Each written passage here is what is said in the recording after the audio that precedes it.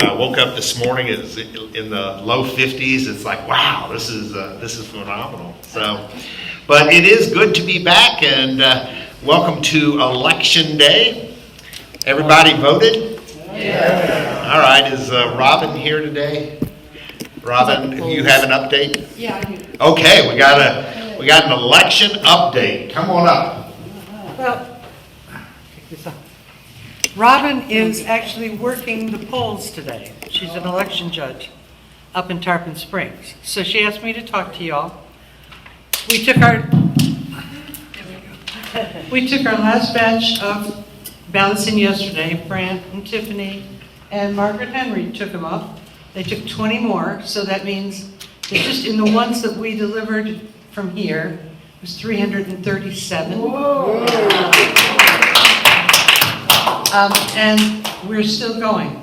Lottie said she went to the polls this morning to vote in person, and there was just a short line and no wait at all. I had two people in front of me. With at 7:30, I was in 1, 2, 3, and you didn't touch anything. Yeah. So if you still haven't voted, you can still go do it today. All in all, Robin and I and Bill all wanted to just say thank you so much for all the cooperation you guys have given us. It has been so much fun to watch how excited people have been getting about getting their ballots and getting them in and all that sort of thing. It was a great experiment, and I'm really glad we did it. And thank you.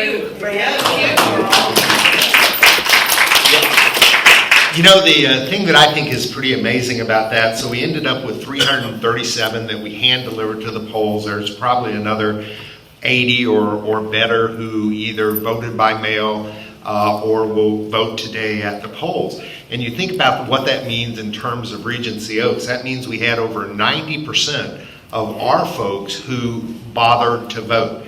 And that is phenomenal. If the rest of the country could match those kind of performance levels, we'd have a great democracy. So congratulations, you did an outstanding job. I'm going to ask Gerard, our skilled nursing home administrator, to come up and brief you on some recent changes to visitations in skilled nursing centers. And he has some information to share. Gerard? Good morning. Good morning.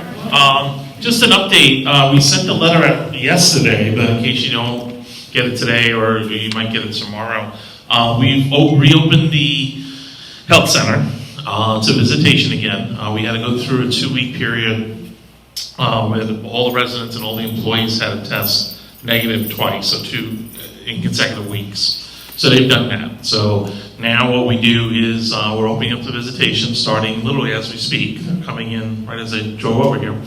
And so visitation will be going on the same way it did before we had to shut down. When you call in for an appointment, it's from 10 to 6 p.m. They're in half-hour, 20-minute increments, but you can extend it a lot longer now. Now what we're trying to do with the weather being a lot better, we're trying to encourage families and residents to use the outdoors. So we're opening up the patio. So if you visit for your 20 minutes, let's say in the conference room, and then you want to extend it, you can go out on the grounds, walk around the grounds if you want with the resident, or you can sit outside on the park bench or something like that. So we really, even though there's 20-minute increments, it really isn't. You can extend it as much as you want. So dining room is starting today. So I have that'll start with lunch this afternoon. And we're real excited about that. And Beauty and Barber will kick up again starting tomorrow. Okay, so she'll be in on Wednesday, and then till she'll catch up. She might be in all 5 days next week as well. So we're real excited about that. We're on a monthly testing schedule now for employees and residents. That's predicated on the positivity rate in Pinellas County. Me and Brent were talking about that in the meeting this morning. The positivity rate, the regulation now is that if it goes over 5%, in Pinellas County, we have to now go back to weekly testing, but that won't change the visitation or anything like that. The only thing that'll change that if, hopefully no one tests positive. So we're happy with that. I just wanted to bring you that news. Okay, great. Any questions? No? All right, thanks. All right. Thank you, sir. Appreciate it. Yeah. No, it's not rude. No. All right, I'll stick around. Good. Okay, so let's go. I have my able assistant here this morning. Don, let's go to this PowerPoint slide right here. Bob, I'll take a category threats for 500. So that's what we're going to look at today. And by the time I finish with the 3 threats that are out there and positioning themselves here in the Tampa area, I'm going to completely and totally put your mind at ease that none of these are threats to Regency Oaks. So we're going to start with hurricanes. Let's go to the next slide. This is Hurricane Eta, and it is coming in across Central America. We're looking at landfall sometime late Tuesday night or into Wednesday morning.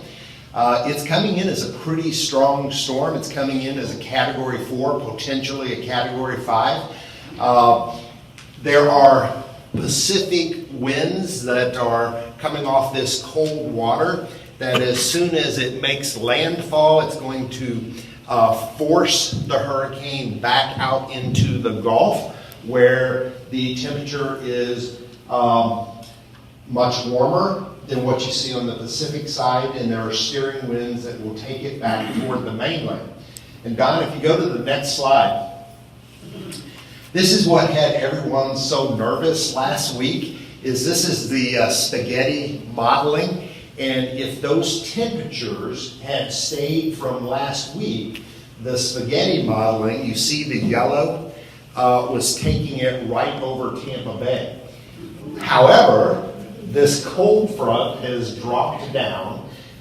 It's now dominating the Gulf region. We've seen a temperature drop, not only here but in the water, and it's really taken the hurricane winds and completely jumbled them up.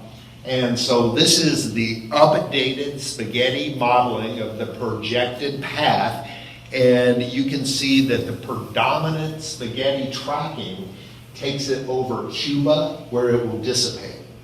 So we will continue to monitor this and watch it, but I really don't believe this is much of a threat to Regency Oaks.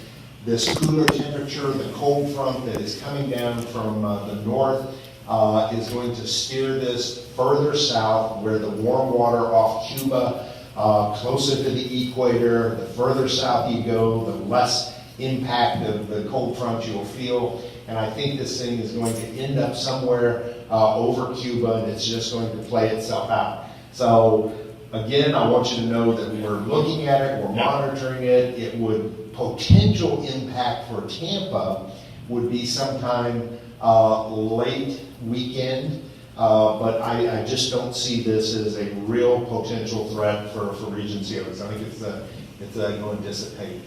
Hard to believe that, we typically think of our storm season as June to October, because that's when the majority of the storms actually occur.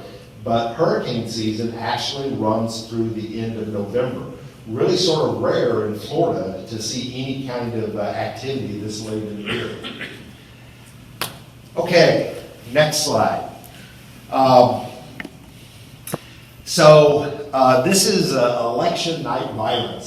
So probably all of you have seen on the TVs where in some of the liberal cities across the country, Chicago and Seattle and New York, they're buttoning up the downtown areas. They have the National Guard on standby, and many governors across the state are concerned about election violence. These are 3 flyers that are specific to Tampa Bay. They're being put out by liberal activist groups, and they're encouraging people to turn out for after election results, protests, and riots. And so there's another one. These are going out on the web. So Don, go to the next slide. Here's another one, post-election protest for a people's mandate. There's another one. This is down in Cal Anderson Park, and so they're out there. And so what does the, so I've been following the Tampa Bay Police and the Pinellas County policing authorities and sort of getting their sense of what to expect. And it went from a really weak response from Pasco County, who says we have launched a 2020 social media campaign reminding residents to be courteous and respectful. So that was that was the Pasco County response. The Pinellas County response is a little stronger, and I think it's more encouraging, at least for me. There are 166 polling locations here in Pinellas County, and you'll recall 2 weeks ago there were armed groups that showed up at one of the polling places to threaten and intimidate, and the police ran them away. The city has decided not to put any uniformed presence at any of the polling stations today. But what they've done instead is they have split Pinellas County into 19 response zones, and they have undercover officers providing eyes and ears at the polling stations. So police officers, there are about 70 of them across these 19 zones. They're not in uniform, they're undercover, and they're there to monitor and protect voters and make sure that there's no intimidation at our polls. There is a response team that is in the wings in case there is any rioting or protests that get out of hand this evening. I don't think we at Regency Oaks have much to worry about. We're in a really good neighborhood. There are areas in St. Pete or Tampa where you can see there are going to be large rallies. They have drawn some pretty good attendance over the course of the last couple of months, and so I would certainly avoid those areas. But I think we're safe here at Regency Oaks. And everybody take your election traditions, whatever it is that you and your family do, and sit in front of the TV and participate in democracy and stay off the streets. And I think we're going to be fine. I'm not anticipating that we're going to see a lot of burning, rioting, or looting here in the Tampa Bay area. But it is out there. Okay, the next thing is I wanted to talk a little bit about COVID. And I found something that I thought would be interesting, and I wanted to share it with you because it sort of brings the issue with COVID home to Regency Oaks, and it lets us really get a handle on what's happening out there and what's happened over the last 5 weeks. So LCS operates about 140 CCRCs across the nation, and I think they're in 29 states? Does that sound right? 140 communities, 29 states. 5 weeks ago, they had 150 cases, positive cases in LCS communities across those 140 communities. Anyone want to guess what we're up to today, 5 weeks later? Up. 600. So it's significantly jumped. I mean, from 150 to 600 in those 140 communities. So it is out there. It has not gone away. You've been reading the information and seeing it on the news, and you know that in some of the states like Wisconsin, Colorado, Minnesota, the positivity rate is really, really high. It's as high as 28%. And so that means that almost a third of all individuals who are testing positive. And so there is a surge right now. It's a second wave. The numbers are climbing. But let's take a look at Pinellas County and even the state of Florida, because we're in much better condition than most of the rest of the state. So, Don, let's go to, now, last week when we saw the entire state of Florida covered in red, that was a different map. And so what we're actually looking at here is where the total number of cases are spread out across the state. And the darker the color, the more cases that you have had. So we always have seen down in the Miami area, that's Dade County, Broward County, Miami, that they've always had the highest numbers in the state. We've always seen Tampa, Jacksonville, Orlando, those numbers being high as well. Think about that as the population centers. And if you look just over to the left of Tampa, you can see Pinellas County. And we're not dark blue, but we're not light blue, yellow, or green. So Pinellas County is sort of representative of the middle of the spectrum. And so that's where we're looking at. Two things to look at when you look at these charts on the right-hand side. You can see the number of new cases per day, and you can see the general trending upward over the course of the last month.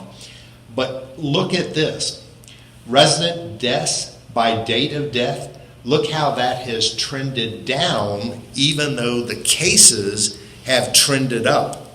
And so what that tells us is, yes, the number of new cases continues to increase, but our hospitals and physicians and medical professionals have gotten much better at treating COVID, and the chances of you dying from COVID are improving each and every day. That's why this graph is important. Let's go over to Florida testing, which is the next slide to the right, down on the toolbar.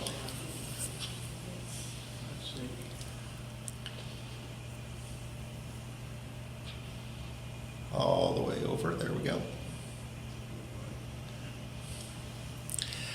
So here's what I want you to look at first. So you can see the red line. This is the positivity rate of new cases. It's on a week-by-week basis. So every time you see a red dot, that represents a week. This is a 5-week cycle. If we go back to 10/11, and Don, if you put the mouse right over that dot on 10/11, it will produce a number for us.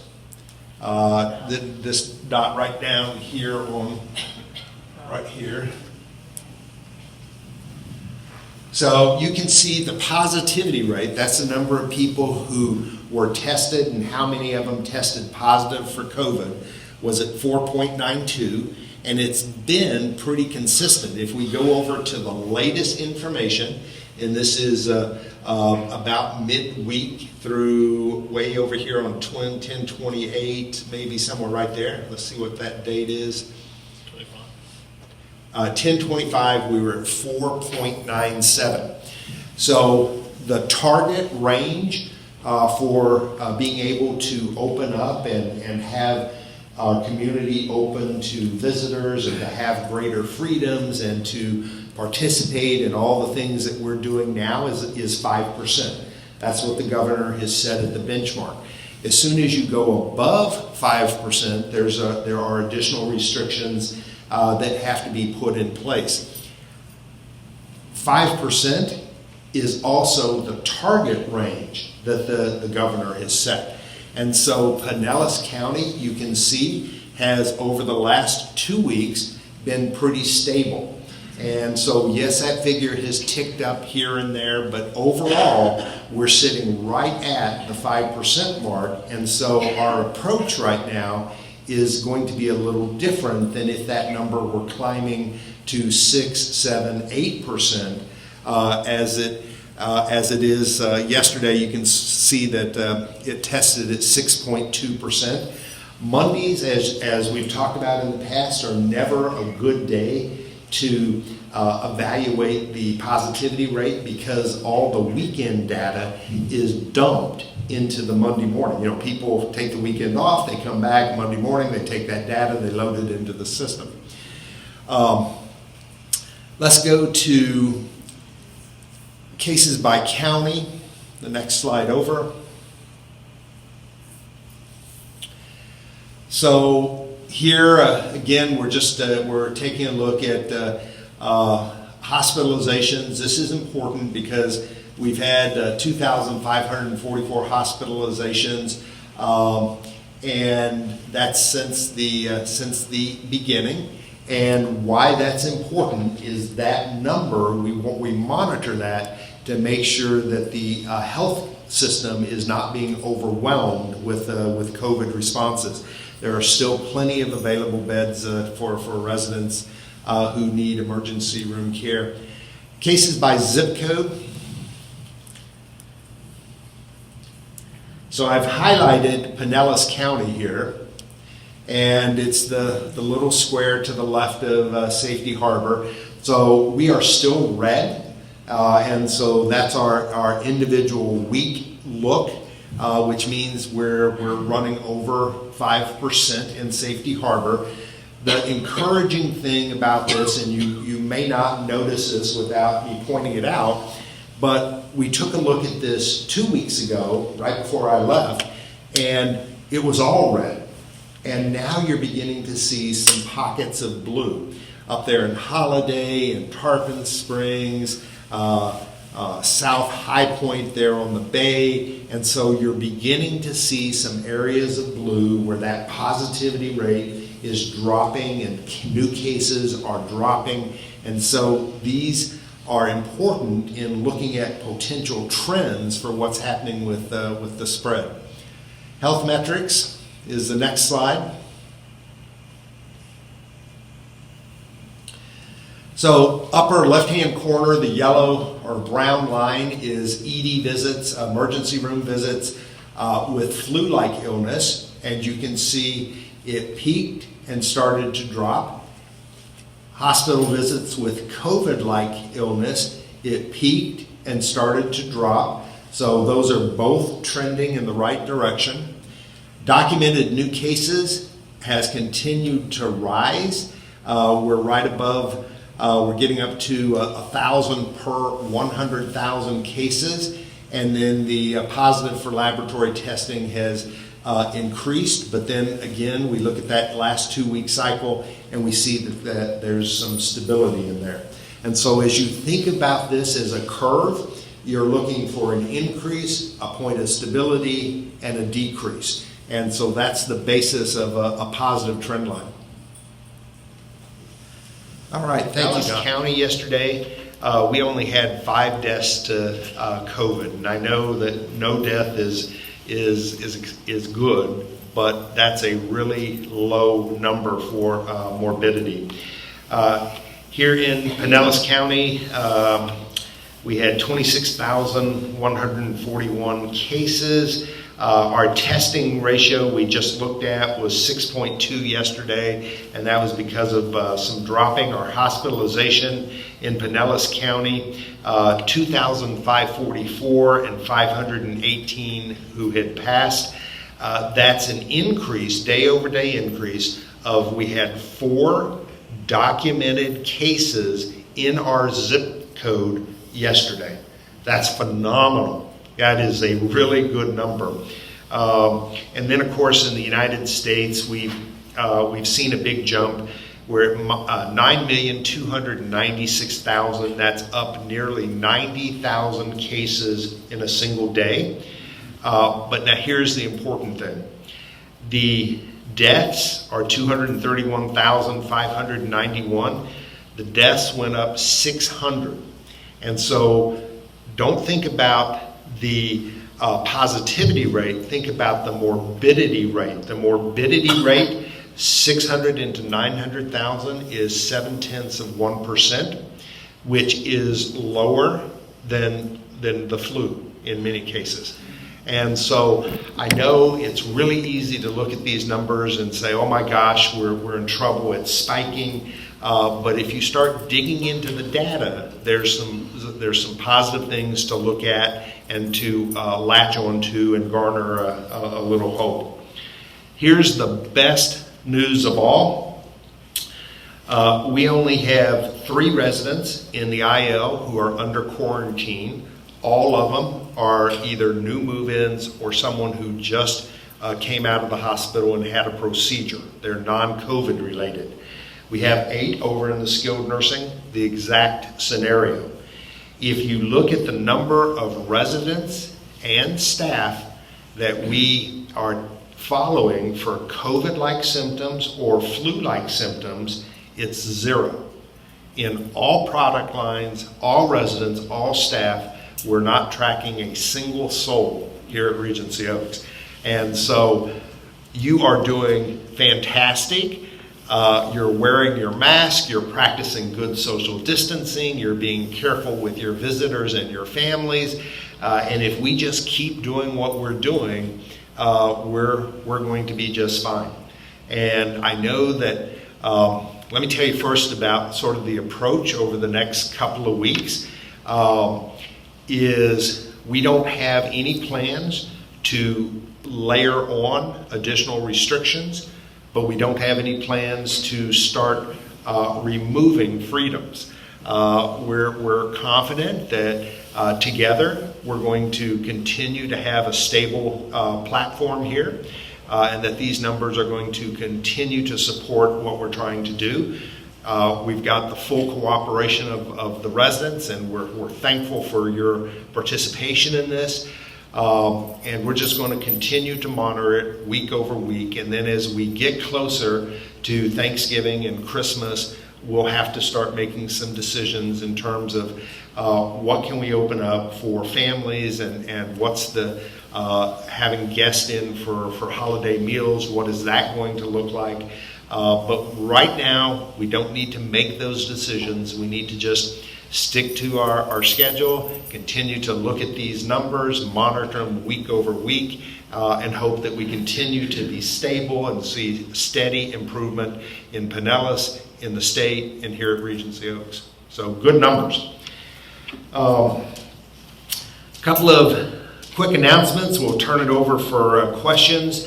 The Regency Room is reopening. It's coming back. The first night is Wednesday. We already have a full crowd signed up, and so that will be 3 times this month. It's usually every Wednesday. It will not be on the night of the 18th. Because on the night of the 18th is our wine and food pairing. We're bringing the wine and food pairing back. So some of these large events that you used to enjoy and look forward to and want to participate in, those are beginning to come back and get back on the schedule. So look for the wine and food pairing. Ricky has broken it down into 2 nights, the 18th and the 19th, so that we can accommodate everybody who would like to attend. It'll be the same setting, just a little smaller, about a 50% capacity. I heard from the Bladder Talk. You remember Bladder Talk, and there had been some interest in trying to get Bladder Talk back, and we'd been talking to them. They finally responded.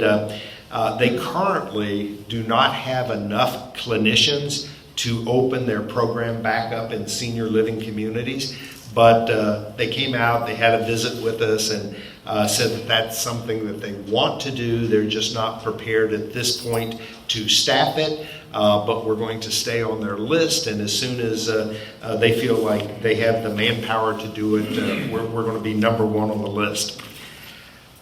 Bus. I've got a memo to read with you. The good news is this memo was dated October 20th. It was like right before I went on vacation. It says, good afternoon, Brant. Well, not so good news on your bus.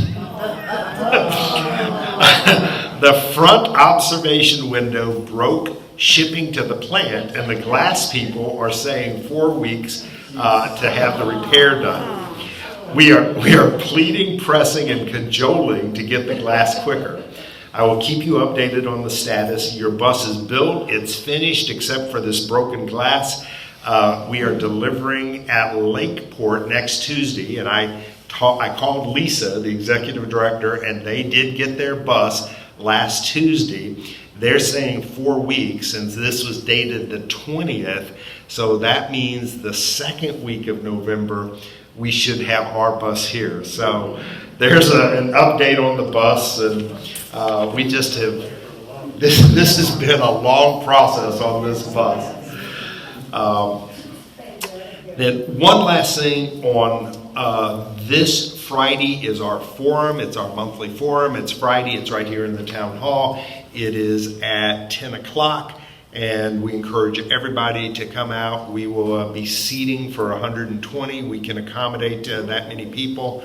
And so if you'd like to attend the forum, please come back and join us. It was fairly well attended last month. That was our first full month back, and we're looking for a better participation this month as residents get more comfortable with reopening. Lauren, you want to come up and talk about storage? Thank you for joining us. It's nice to see everybody being out and about, more so than in the past. I've seen a lot of faces that I've missed. So we have an ongoing issue with the storage bins and the storage rooms. So specifically, if you have something that does not fit in your storage bin, fire safety does not allow us, or the fire department does not allow us to have anything stored in those resident storage rooms that are not inside the actual bin. So currently we have a mattress and I believe a box spring and the 4th floor M-wing storage that needs to be removed. The fire marshal has been here and is returning this week. So if that item belongs to you, or if you know who it does belong to and you may want to say, hey, you need to move it before Regency Oaks moves it, please do so. Talk it up with your neighbors. I know there's a lot of discussion about a lot of different things at dining room tables, so this could be something that we could get the word spread quickly. I appreciate your cooperation. And have a good afternoon. Enjoy the brisk weather. It's not going to last. All right, so I'm going to go ahead and open it up for any questions you might have. Don is working the mics for us, so if you'll just wait for him to get to you.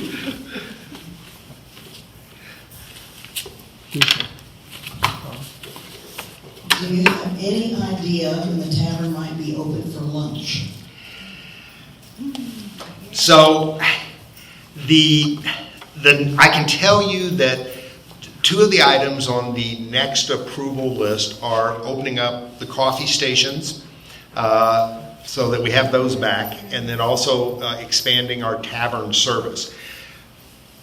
We're going to track these numbers and see what happens over the course of the next 2 weeks. And so, again, what we're looking for is we saw the peak, we saw the curve, we saw the flat stabilization. If we see the drop-off next week, we will go for our next round of removal of restrictions. And so, as you know, there are 11 different categories that we must meet in order to advance and take the next step forward. We meet about 3 of the 11 right now today, but everything is trending in the right direction. So my best guess is I'm hoping to try to be able to do that sometime around Thanksgiving.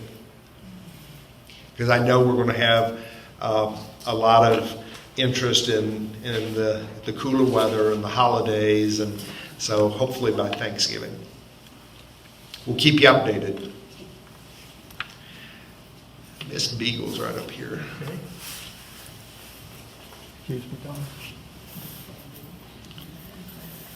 I know you're still keeping the number of people eating limited to 3 at a table. Is it possible at Thanksgiving, would you consider to have 4?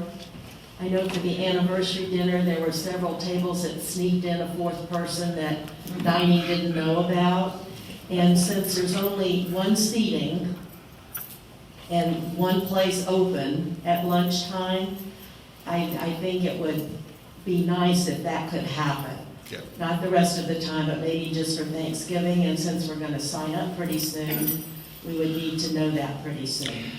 Yeah, so there are, we're discussing how to handle the holiday meals, and our intent is to open it up a little bit so that you can enjoy Thanksgiving with friends and family. It's always one of the big days of the year.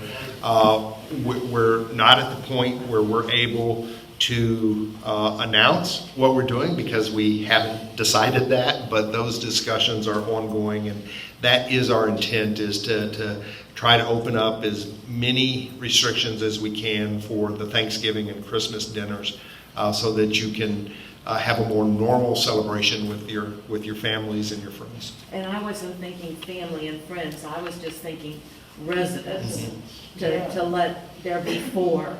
You know, if there doesn't seem to be that much difference between if we're all pretty healthy, why we can't have that fourth person for just one meal. Yep. We'll have more for you. What do you expect on the breezeway for dinners? Because that's the best venue. And say open air, no problem with that testing virus. So the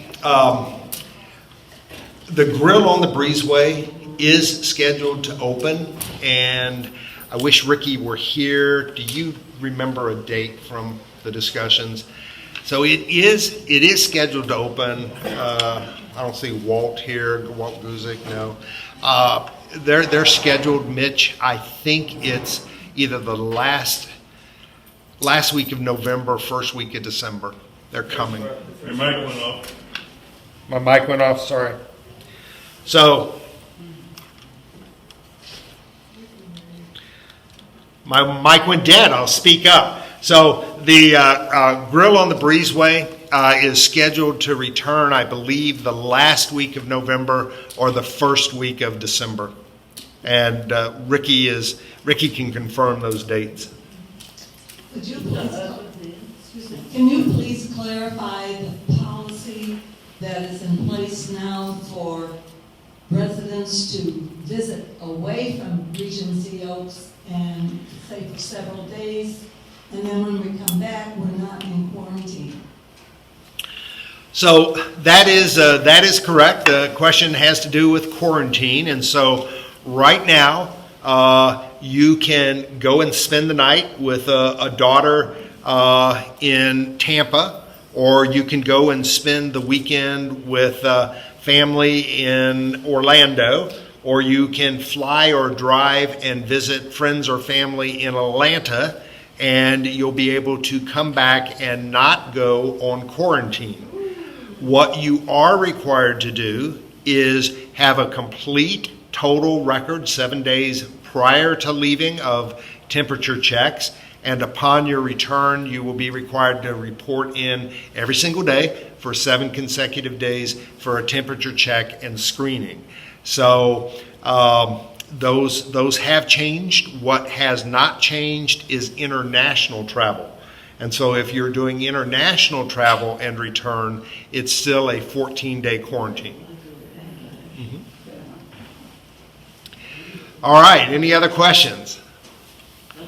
Okay, well, enjoy the day. Lock yourself in front of the TV and let's see democracy in action.